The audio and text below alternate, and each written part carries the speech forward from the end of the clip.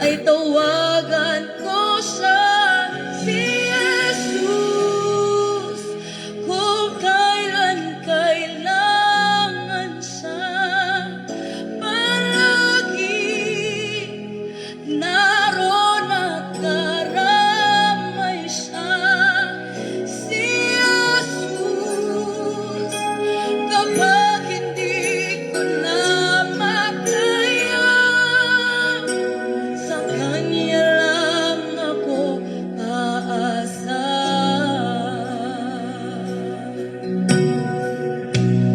Kahit pilitin ko, puso ko'y maging matibay.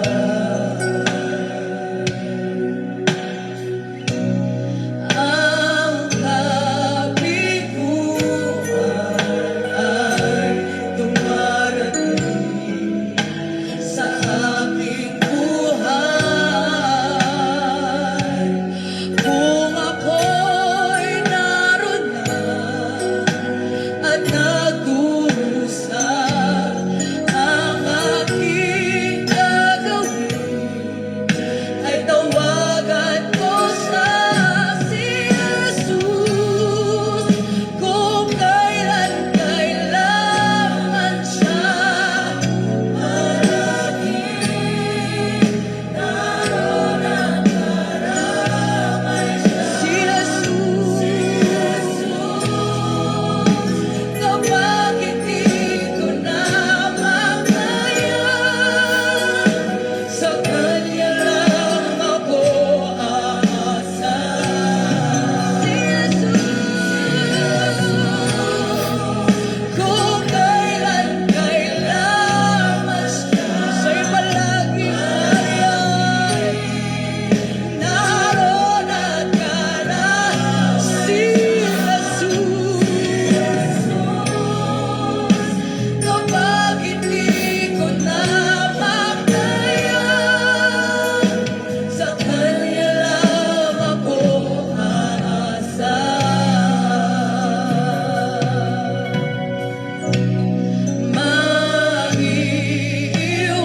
Maiiwasan ba ang iba'y mag-isang tulong? Kahit kaibigan ay nagbibigay sama ng loob. Kung ako'y masaktan, saan po ang aking gagawin? Ay tawagan ko sa si Jesus. Kung kailan kailangan siya, palagi naroon at karamay siya, si Jesus. Kapag hindi ko na makaya, sa Kanya lang ako aasa, si Jesus. Purihin ang pangalan ng ating Panginoong Hesu Kristo. Mga kaibigan at mga kapatid, isang mapagpalang umaga sa inyong lahat sa pangalan po ng ating Panginoon. Sa awiting ito na inyo pong napakinggan ay muli pong sumasa inyo ang programang Si Jesus ang Buhay na Pag-asa. Kayo po ay nakatune in sa himpilan ng New Gen FM 100.7. Tayo po ay napapakinggan dito po sa Bayan ng Bulan at sa buong probinsya ng Sorsogon. At sa pamagitan po ng Facebook page ng UPC Bulan Church, tayo po ay napapanood sa Facebook Live. Ito po ang inyong lingkod, Pastor Randy Rosare ng United Pentecostal Church Bulan, na bumabati po sa inyo sa pangalan ng Panginoon at nag-aanyaya na tayo po ay muling magsama-sama sa isang banal at makabuluhang pag-aaral ng mga salita ng Diyos. Sumainyo po ang kapayapaan ng Panginoon, mga kapatid, sa anumang sitwasyon ng ating mga buhay, pagsubok man o pagpapala, paghihirap man o kasaganaan, naway patuloy nating maramdaman ang pagsama ng Panginoon sa ating mga buhay sa anumang mga sitwasyon na ating pong kinakaharap. Welcome to our program, si Jesus ang buhay na pag-asa. At nagpapasalamat po tayo sa Panginoon na patuloy po ang biyaya ng Diyos sa bawat isa sa atin. At ang programang ito ay patuloy po na kinakasangkapan ng Panginoon sa buhay ng ating mga kababayan sa espiritual na pangangailangan. Ibukas lamang po natin ang ating mga puso at ang ating mga isipan upang sa bawat umaga na tayo po ay nagkakasama-sama sa programang ito ay ang Panginoon patuloy po na kikilos sa ating mga buhay sa pamagitan ng mga salita ng Diyos na ating pong ipinaglilingkod. Pagbati po sa lahat ng ating mga kababayan dito po sa bayan ng Bulan, Sorsogon. At sa lahat ng mga kapatiran ng United Pentecostal Church, Bulan, good morning po sa inyong lahat mga kapatid sa tatlong congregation na ating pong pinangangasiwaan sa tulong at biyaya ng ating Panginoon. Good morning sa ating mga kapatiran dyan sa lugar ng Magsaysay Bulan, UPC Congregation. Pagpalain po kayo dyan ng Panginoon. At ganoon din po ang ating mga kapatiran dyan po sa congregation ng UPC Santa Remedios Bulan, pagpalain po kayo ng Panginoon. At ang ating congregation dito po sa UPC Iquirino Bulan, ang pagpapala nawa ng Panginoon ay patuloy po na sumaatin at maranasan natin mga kapatid ang patuloy na biyaya ng Panginoon sa ating pong araw-araw na buhay. Sa mga may pinagdadaan ng pagsubok at karamdaman, dalangin po namin sa Diyos na kayo po ay pagkalooban ng Panginoon ng ibayong pananampalataya sapagkat ang pagkilos ng Diyos upang gumawa ng himala sa buhay natin ay nakadepende lagi yan sa ating pananampalataya. Sabi po ng Hebrews 11:6, without faith, it is impossible to please God. So this is my prayer that as you listen to our program, God will increase your faith and capacity to believe even the impossible things, mga kapatid. Because without faith, it is impossible to please God. But without faith, or with faith and trust, mga kapatid, sa Panginoon, nothing shall be impossible. So, exercise your faith sa mga panahon na tila ikaw ay nililiglig, sinusubok, lalo na sa mga mananampalataya na, may mga pagsubok na dumarating, karamdaman marahil, o ano pa mang mga hamon sa buhay. So, just express and exercise your faith dahil wala pa pong nagtitiwala sa Panginoon na pinahiya ng Panginoon. So, lahat ng nagtitiwala sa Diyos, laging mayroong malaking bintahe or advantage, mga kapatid. So, welcome to our program at sa lahat ng ating mga prayer request na tinatanggap. Maring hindi man natin yan na-mention online, ngunit yan po ay pinagpipray natin sa ating Panginoon at tanggapin niyo po ang katugunan mula sa kapangyarihan ng ating nag-iisang Diyos, walang iba kundi ang ating Panginoong Hesukristo. Batiin natin ang ating mga kapatiran dyan sa Barangay Aguinaldo Bulan. Pagpalain po kayo dyan ng Panginoon. Meron po tayong ini-establish na ministry dyan po sa Barangay Aguinaldo Bulan. Pinapangunahan po yan ng ating manggagawa, Brother Aljon, at ang team ni na Sister Ning. Pagpalain po kayo dyan ng ating Panginoon. And Happy New Year and good morning kay Nanay Alice Giocado dyan po sa San Juan Daan. And Sister Eleanor, pagpalain kayo dyan ng ating Panginoon. And the rest of our brethren dyan po sa lugar ng San Juan Daan. Ganon din ang ating mga kapatiran dyan po sa Barangay San Isidro, Ganon din dyan sa Barangay Gate. Pagpalain po ng Panginoon ang ating mga kapatiran dyan.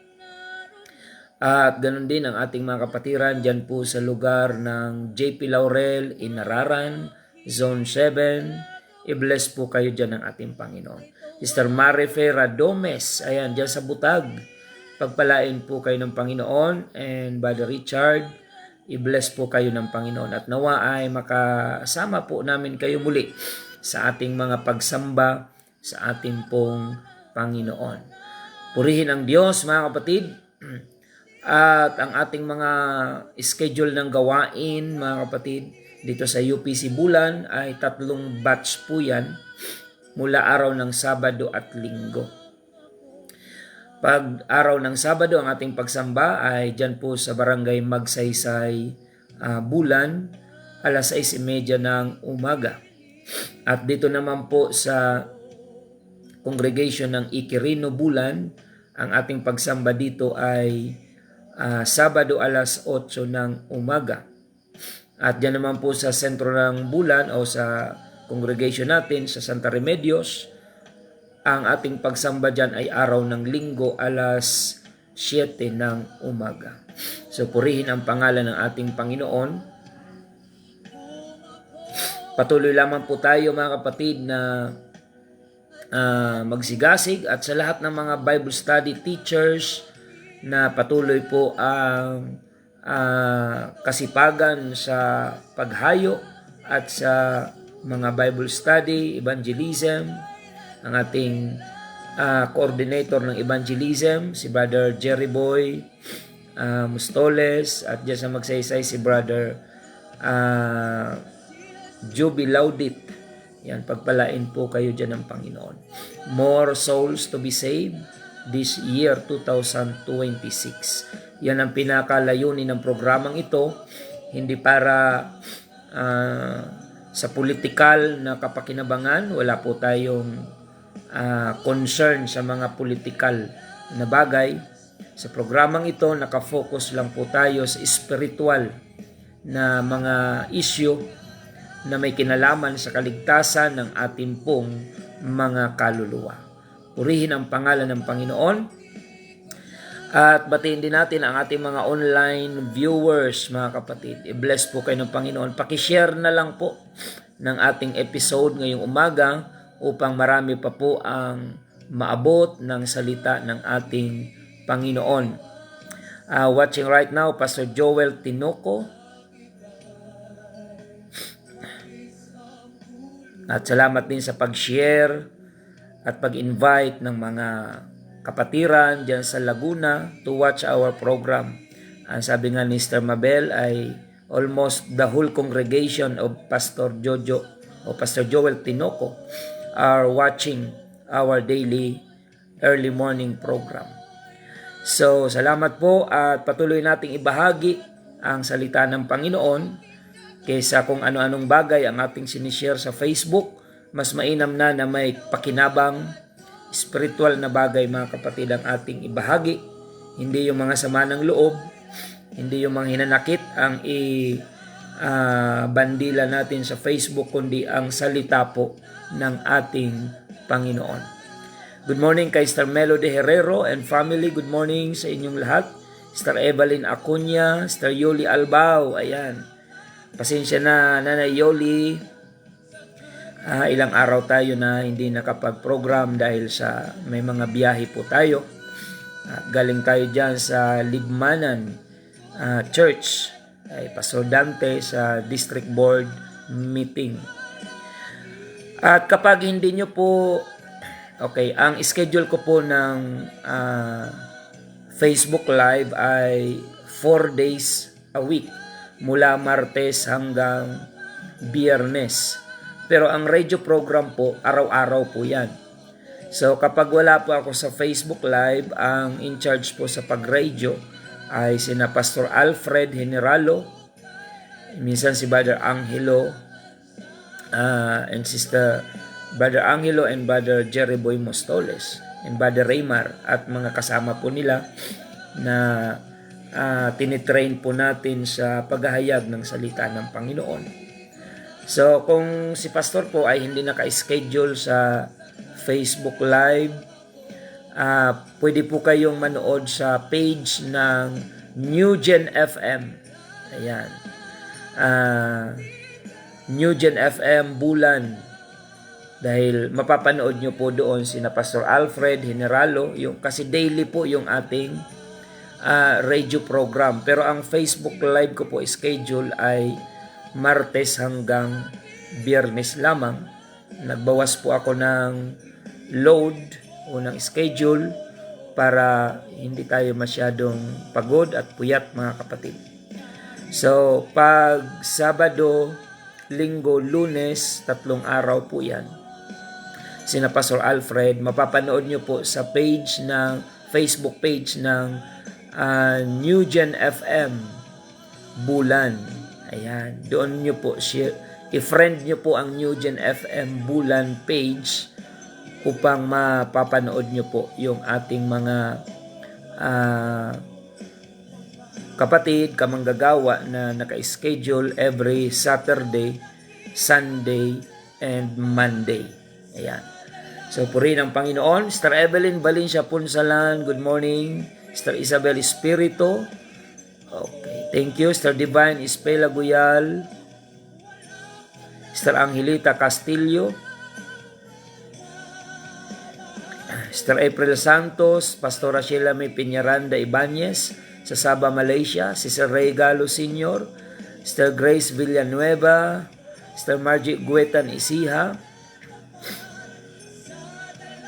Sister Helen Magana, aking ka-church mate po ito sa Mother Church dyan po sa Bloomingtreet, UPC. Sister Mirna, watching from Kuwait. Di ko alam kung nakauwi na siya sa Pilipinas. Sister Nancy Dangla, Borge Ayla Mateo Garing. Ayan, thank you for watching. Sister Melet Kaya sa Doha, Qatar. Teresita Trinidad Kinsona, thank you for watching. Sister Perpetua Carido. Brother Felipe Iscresa. Ayan, Sister Marifera Gomez. Ayan, thank you for watching. Sister Melchi Butardo Ferrer. Mama Eden Manata, Brother Gary, Brother Joseph Madrona, Sister Lenny, Sister Milet Cativo, thank you for watching. Si Ann Villabañez, thank you for watching. Sister Virgie Flores sa La Union, Mama Edin Nabua, Jan Salvador, Norma Fernandez, thank you for watching. Ayan, mapagpalang umaga po, Pastor, at pa-shoutout po dito sa Hinipaan Church sa pamumuno po ni Pastor Nomer Butial. Ayan, pagpalain kayo ng Panginoon dyan. Sister Maricel Brunyola, thank you for watching. Si Vicente Reyes Peñafiel, Cielo Nolasco Galabo, Jonah, thank you for watching. Sister Cyrene, Sister Helen Hailo, UPC May Gonzales, Angat Bulacan, thank you for watching. Si Brother Ruben Gordola, good morning. Ismael Hoho, good morning. Ayan.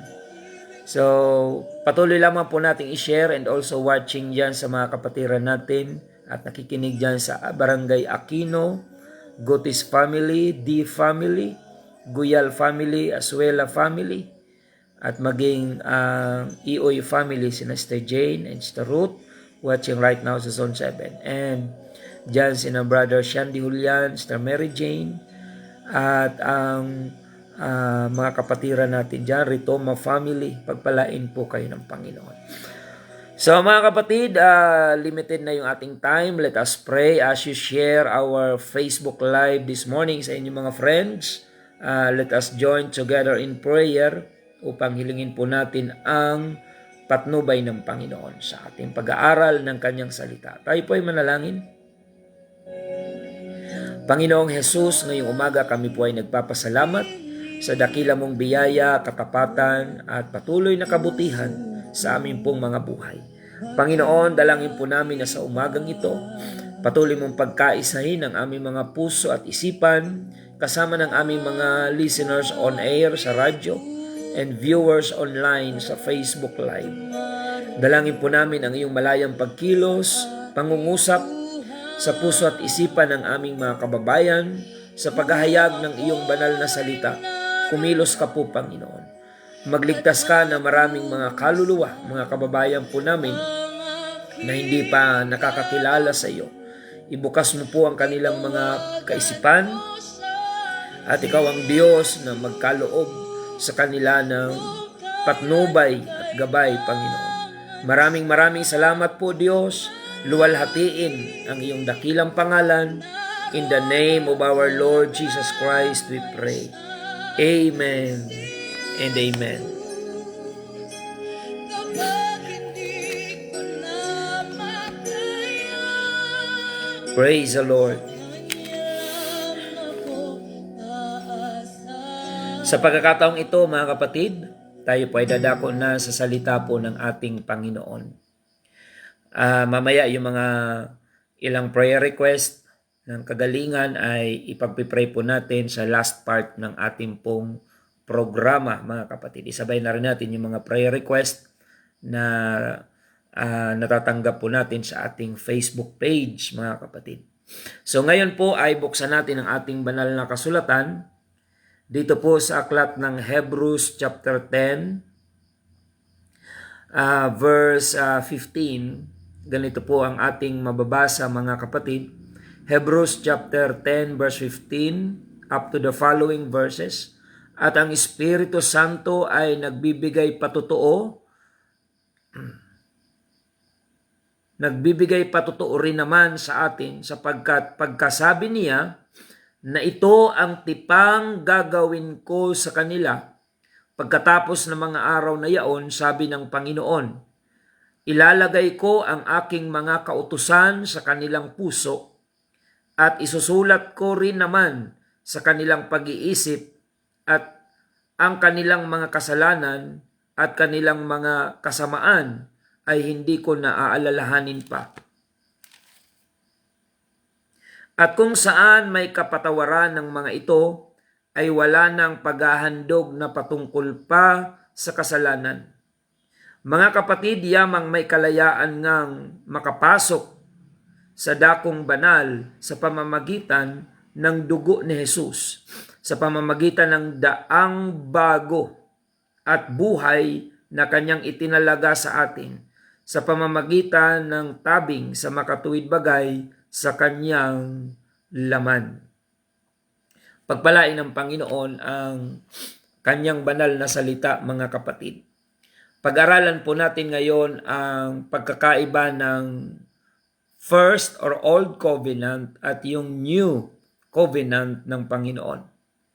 Alam po natin, mga kapatid, na sa First Covenant ng Panginoon, ang kanyang kautusan ay isinulat niya sa tapyas na bato, yung tablet of stones.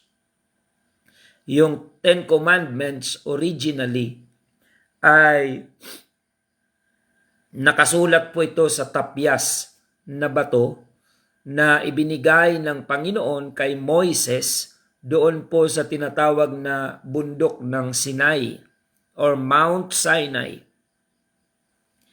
At alam po naman natin ang naging kaganapan, mga kapatid, na kahit si Moises na leader sa Israel ay hindi po nakasunod doon sa covenant na yon o yung commandment ng Panginoon sa tao. Sa katunayan, mga kapatid, hindi pa nga naipipresenta ni Moises yung utos na yon, yung covenant na yon ng Panginoon, ay nalabag na po ito. Sapagkat nung nainip ang mga Israelites dahil matagal bumaba si Moises mula sa Mount Sinai, inudyukan ng mga Israelites from Egypt si Aaron na sila ay gumawa ng mga nililok na ginto. Dahil galing sa Ehipto ay may mga daladalang ginto ang mga Israelites. pinagsama-sama nila ito at nililok nila na ginawang baka, rebulto ng baka, na doon ay nagpapahayag sila ng pagsamba. Yung ganong kaugalian ng Israelites ay impluwensya po yun ng Egypt, ng Ehipto. Kaya nga ayaw ng Diyos na ang mga Israelites ay manatili sa Ehipto, sapagkat ang Ehipto ay kilala sa pagsamba sa hindi tunay na Diyos.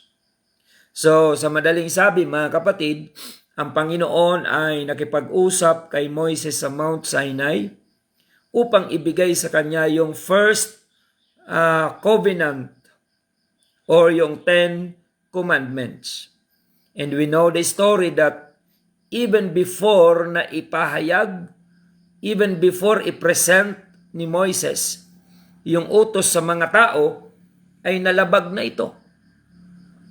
Sapagkat ang unang utos doon ay huwag kang magkakaroon ng ibang mga Diyos maliban sa akin. So nakita ni Moises na pagbaba niya doon sa kapatagan from Mount Sinai, ang mga Israelites ay nag-aalay na ng pagsamba sa Diyos-Diyosan na yun nga ang pinaka number 1 na nakasulat doon sa covenant or commandment na binigay ng Panginoon sa kanya na nakasulat sa tapyas ng bato. Kaya nga nagalit si Moises at inihampas niya yung 10 commandments, yung tablet of stones na pinagsulatan ng kautusan ng Panginoon. Kaya maging si Moises, mga kapatid, ay hindi nakarating sa promised land. Isa yon sa mga dahilan kung bakit hindi siya nakarating sa lupang pangako nung naubos ang kanyang pasensya, mga kapatid, sa mga Israelites na matitigas ang ulo. Lumabag sila doon sa covenant ng Panginoon or kautusan ng Panginoon. Now, ang ating tatalakayin ngayon, ano ang pagkakaiba, mga kapatid, ng unang covenant ng Panginoon, kasi sabi niya, I will make a new covenant, mga kapatid, na ang kanyang utos, mga kapatid, ang sabi niya, ito ang tipan na gagawin ko sa kanila pagkatapos ng mga araw na yaon, sabi ng Panginoon.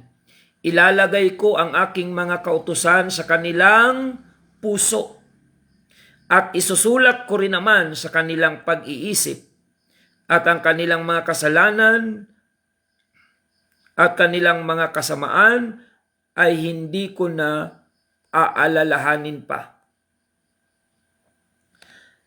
So mga kapatid, kung sa Old Testament, ang utos ng Panginoon, ang salita ng Panginoon ay nakasulat sa bato, ngunit sa under New Covenant, the Lord said, I will write my laws upon your heart and upon your mind.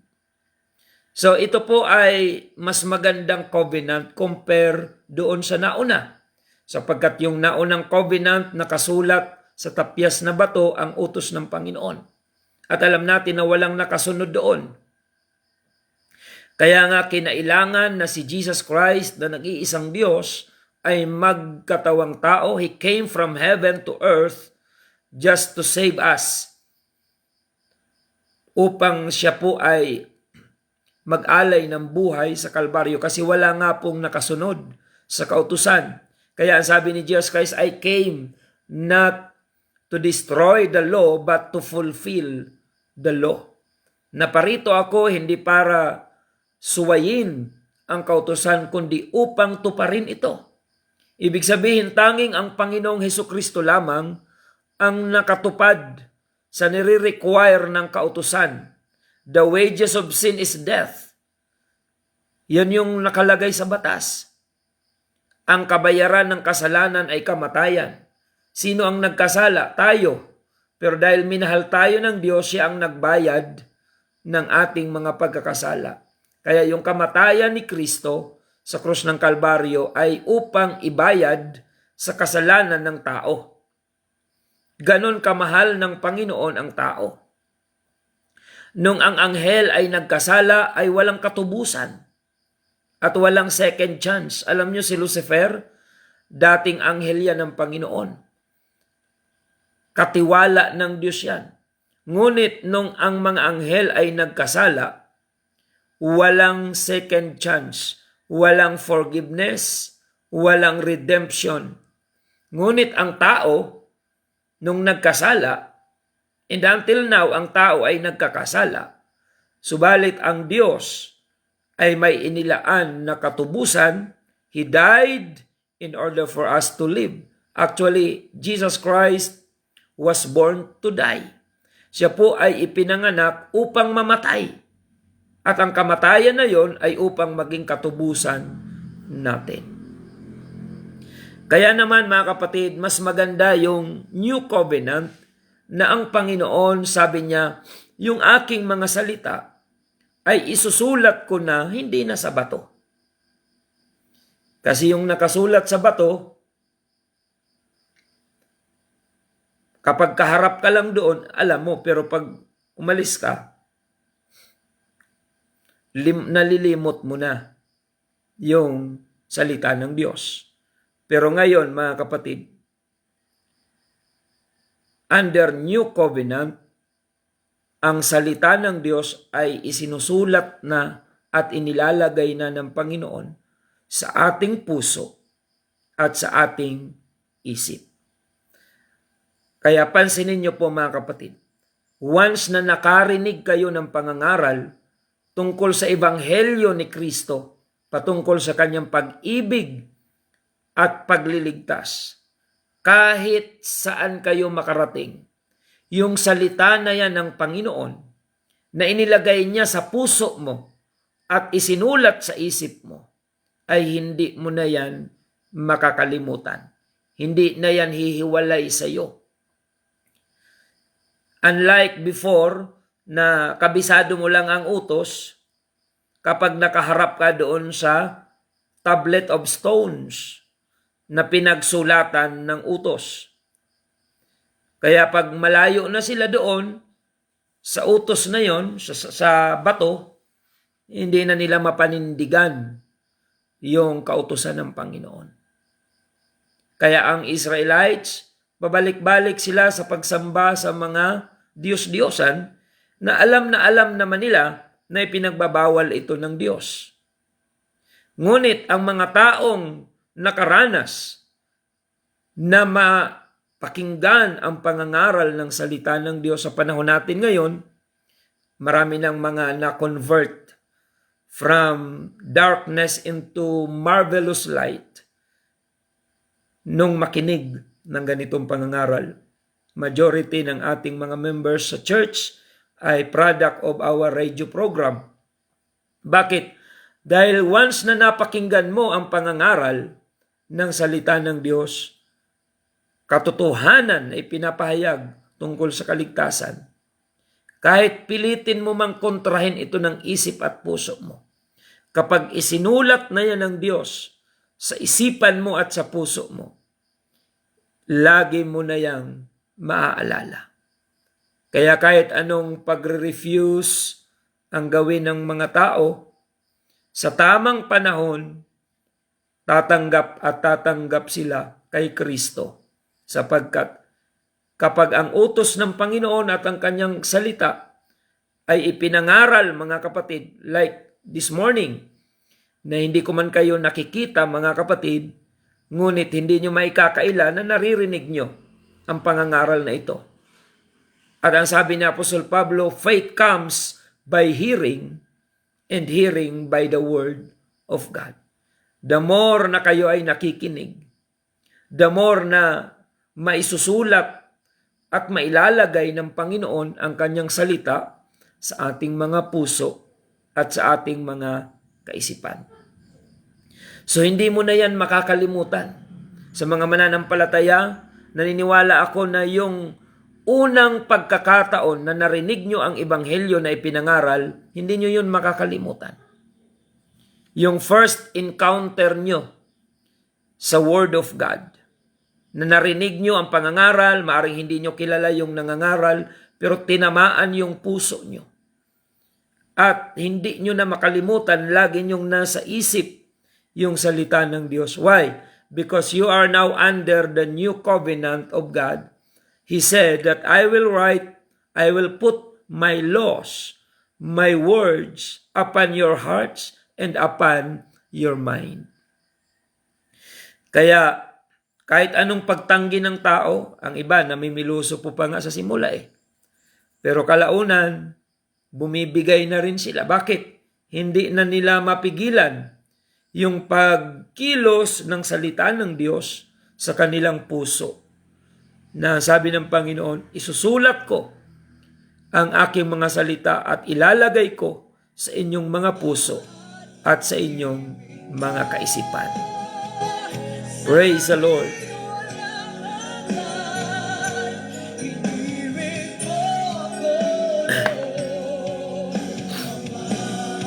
Patuloy tayo mga kapatid. At ito, ang karugtong, ang sabi niya mga kapatid, at kung saan may kapatawaran ng mga ito, ay wala nang paghahandog na patungkol pa sa kasalanan.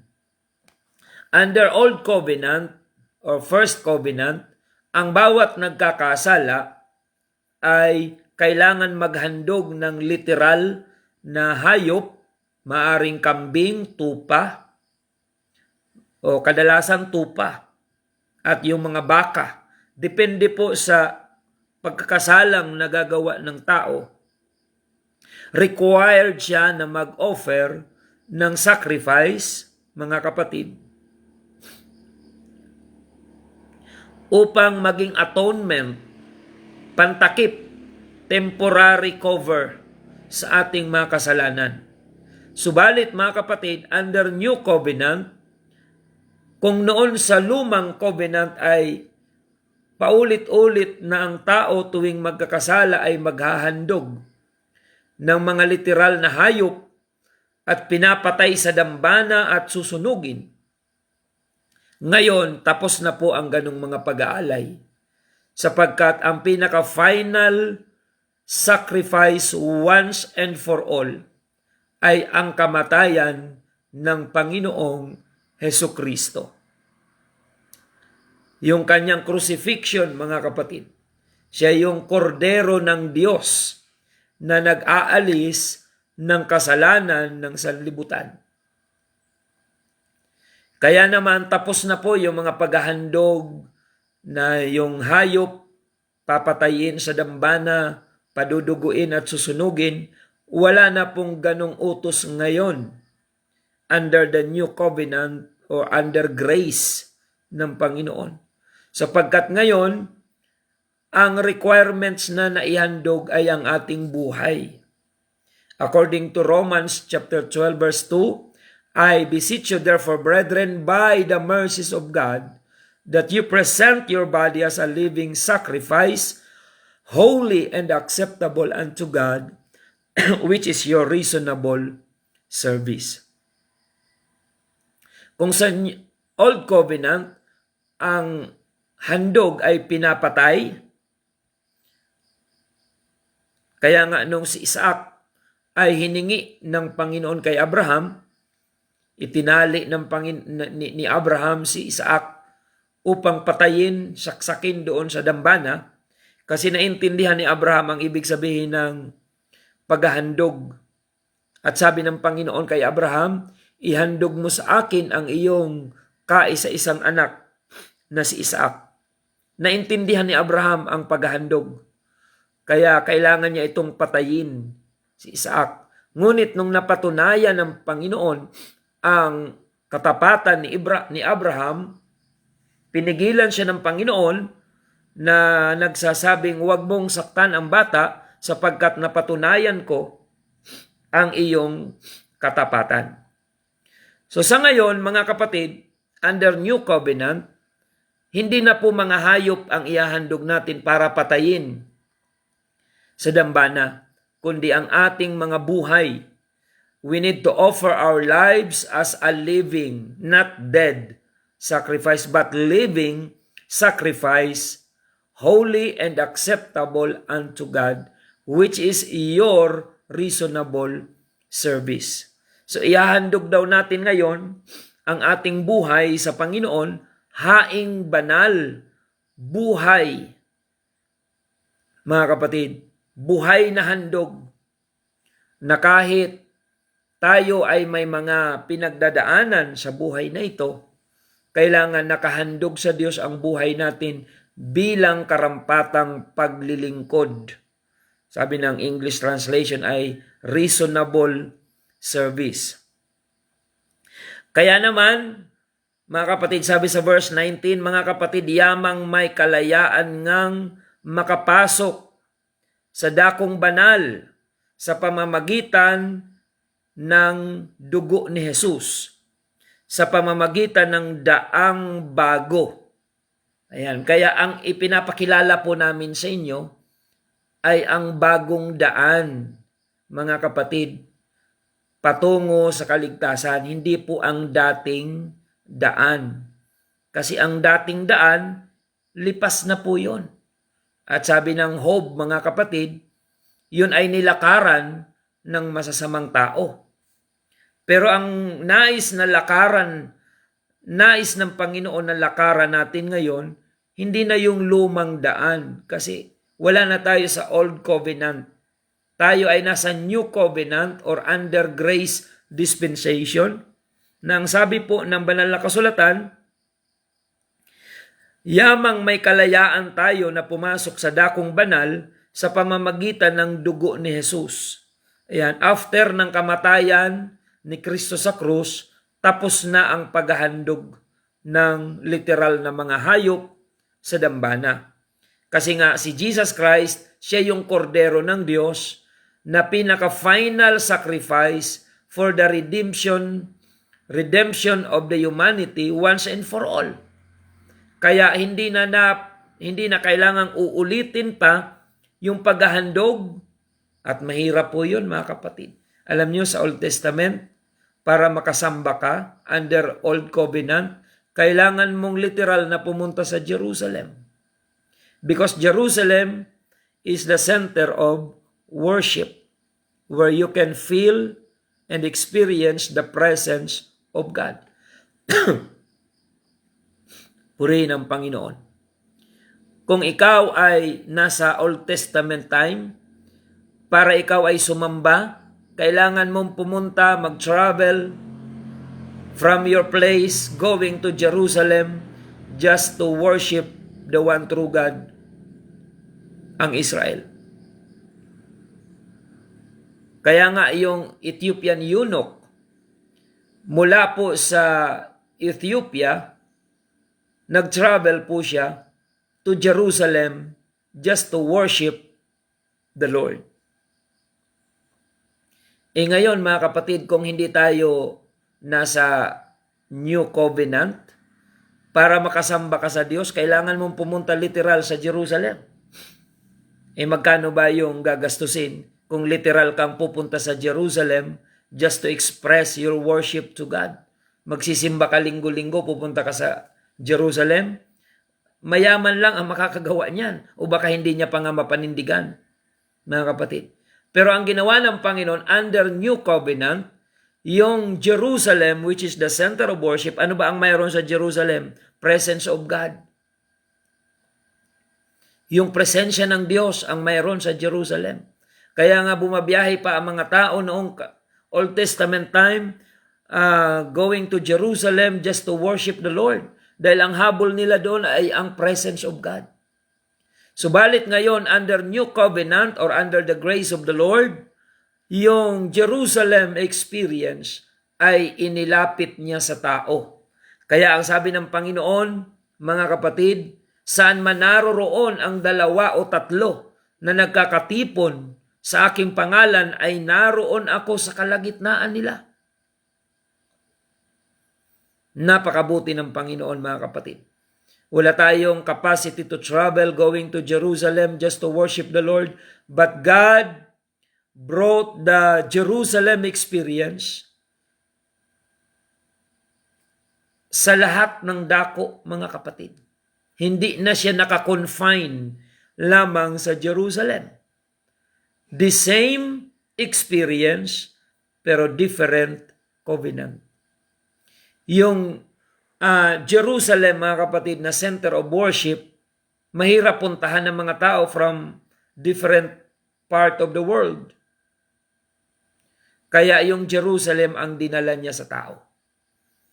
That every time you worship the Lord wherever you are, you will experience the same amount of presence of God. Kaya sabi ng Panginoon, dalawa man o tatlo na nagkakatipon sa aking pangalan, ginagarantiyahan niya na naroon ang kanyang presensya. Yung Jerusalem experience ay dinala ng Diyos sa lahat ng pagtitipon na ang niluluwalhati ay ang kanyang pangalan. So purihin ang Panginoon, mga kapatid. Kaya sinabi ng Biblia that the new covenant is better than the old covenant. Sa Biblia, kapag mayroon kang kasalanan, maghahandog ka ng baka. Ngayon nga, mga kapatid, labas-pasok tayo sa simbahan. Ang ilan hindi nga nag-o-offering, okay lang naman. Kasi ang simbahan hindi naman pera-pera lang. Sa amin, ganun, mga kapatid. Ewan ko sa ibang relihiyon. May nababalitaan ako na kapag hindi ka nakapagbigay, may utang ka. Pero sa amin, walang ganun, mga kapatid.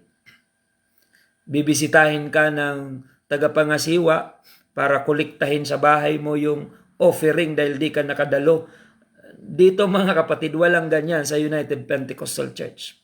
Pero sa Old Testament, hindi ka nga pwedeng sumamba sa Diyos na wala kang handog. Mga kapatid. At kung ikaw ay mahirap lang at makasalanan, bawat paglapit mo sa templo, kailangan meron kang daladalang pang-alay na handog na literal na hayop. Mga kapatid, tupa, baka, iahandog mo yan sa templo bilang atonement sa iyong kasalanan. Kung sa panahon ngayon yan ay existing pa, may impyerno na talaga yung mga pobreng makasalanan. Dahil ano naman ang iahandog mong tupa? Saan ka kukuha ng panghandog mong baka sa iyong mga pagkakasala sa Diyos? Pero salamat sapagkat ang Diyos ay gumawa ng new covenant, mga kapatid, na ang iahandog na natin sa Diyos ngayon ay ang ating sarili. Present yourself as a living sacrifice unto God, holy and acceptable unto God. Purihin ang Panginoon, mga kapatid. So ipagpatuloy po natin ang paksang ito bukas dahil marami pa ako mga inputs na gustong i-share sa inyo tungkol po sa ating tinatalakay, mga kapatid. So yung comparison ng Old Covenant and New Covenant ng Panginoon sa tao, magandang paghambingin yan, mga kapatid. At bukas ay ipagpatuloy po natin itong ating pinag-aaralan. Nga lang ay tapos na po ang ating oras. Abangan nyo po ito bukas, mga kapatid, at magandang matapos natin ang pagtalakay po na ito. Purihin ang Panginoon. Pansamantala ay magtapos po muna tayo at manalangin sa Panginoon.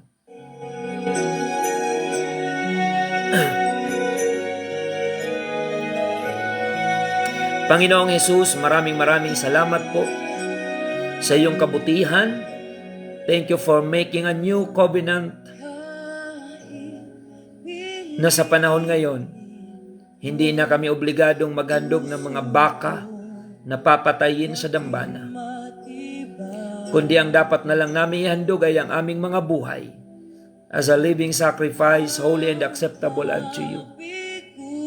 Panginoon, dalangin po namin ang aming mga kababayan, patuloy mong hipuin ang kanilang puso, kagaya ng iyong sinalita sa aming binasa, na sa New Covenant, ilalagay mo at isusulat ang iyong mga kautusan sa puso at sa isipan ng bawat tao. And this is our prayer, Lord, na habang sila'y nakikinig sa ganitong pangangaral, ay madama ng aming mga kababayan na ang iyong salita ay inilalagay mo sa kanilang puso at sa kanilang kaisipan. In the name of Jesus Christ, dalangin din po namin ang mga may taglay na karamdaman ngayon. Pagkalooban mo po ng kagalingan, complete healing para kay Tatay Eli Morata. Salamat Panginoon, tinugon mo ang aming dalangin. Bagamat sinabi ng doktor na puputulin na yung kanyang paa dahil sa pag-akyat ng infection, ngunit hindi mo po pinahintulot, O Diyos. Salamat sa katugunan, sa provision na ang mga pagsubok na ito ay nalagpasan ng aming kapatid. At ngayon, meron din kaming kapatid na nasa hospital na merong cancer sa kanyang braso, na bukol, cancerous na bukol. At sinabi rin ng doktor na puputulin na ang kanyang kamay. Panginoon, dalangin po namin na maghimala ka po sa buhay ni Mr. Norma Guyal. Pagkalooban mo siya, Panginoon, ng kagalingan at tulungan mo siya, Panginoon, na manampalataya ng lubusan. Kung paanong ikaw ay gumagawa ng mga milagro noon, we believe that you are the same yesterday, today, and forever. We declare miracle upon the life of Sister Norma Guyal, nasa ospital ngayon. Ipagkaloob mo po sa kanya ang milagro, kagalingan, na yung kanyang bukol sa kanyang kamay ay huwag nang umakyat ang karamdamang ito papasok sa kanyang body. Spirit of cancer, Panginoon, ay aming nire-rebuke in the name of Jesus Christ. And we declare miracle sa kanyang buhay. At sa lahat na may mga karamdaman ngayon na sumasabay sa panalangin, ang mga prayer request na sinend po sa aming page, sama-sama naming itinataas sa iyo, Panginoon. Lahat ng mga prayer request ng mga viewers po namin online and listeners on air, hindi man namin ma-specify isa-isa.